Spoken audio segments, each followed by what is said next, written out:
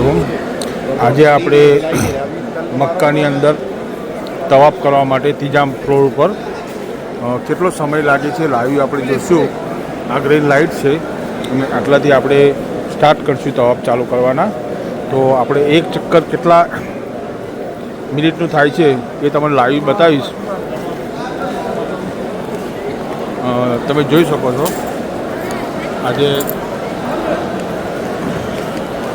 ઈશાની નમાજ પછી આ ટ્રાફિક છે ત્રીજા ફ્લોર ઉપર, બીજો કહેવાય બીજા ફ્લોર ઉપર. એકચ્યુઅલી આ તવાફનો લાઈવ વિડીયો છે. ગ્રાઉન્ડ ફ્લોર, પછી ફર્સ્ટ ફ્લોર અને સેકન્ડ ફ્લોર. તો સેકન્ડ ફ્લોર પર બી આપણે જોઈ શકો છો તવાફમાં કેટલી પબ્લિક છે. આપણે લાઈવ જોઈશું એક તવાફ કરવામાં કેટલો સમય લાગે છે.